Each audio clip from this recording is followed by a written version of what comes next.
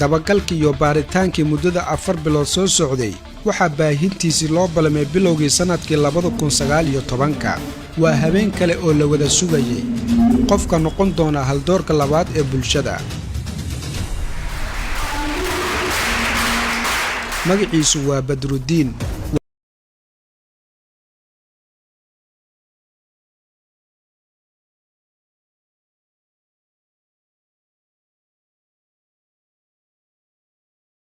runtii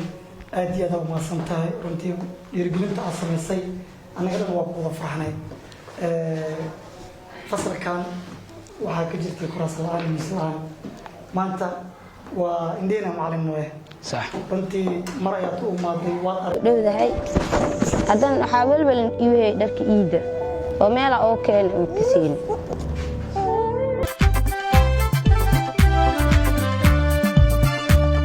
tina umaleena ya alxamdulillah ciid mubarak farxada ni rajeenaa iyo horumar insha Allah noloshaan waa laga baxa nolosha adduun waxa waa imtixaan waay ya ilaahay wuxuu fiirinaa sidaad ugu sabrayso ugu dulqaadaysid maanta waxaad haysatid iyo maanta daa wax heesana imtixaan adduunka ku jirta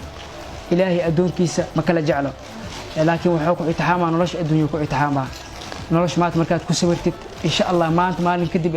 inkoo guuleystay heerarkeena insha Allah noloshaan waad ka bixiseen ilaahay ku kalsoonaado tadawacnimo ku jirta ayuu waqti iyo maal u huraa caawinta dadkaasi Badruddin oo habeenka loo gartay inuu noqdo haldoorkii labaad ee madasha haldoor ayaa dareenkiis ku muujiyay in bahda haldoor hol adag baaritaankiisu ka qabteen si lama filaan ay u soo bandhigeen arinta la yaabka ee Badruddin ayaa ah in wixii Soomaaliyeed ee duruufaha adag dalka ka jira saameeyay goobaha ay degan yihiin waxbarasho ku siiyo waa isxilqaan shakhsiyeed oo aan dawlad iyo hay'ad waxba ku siin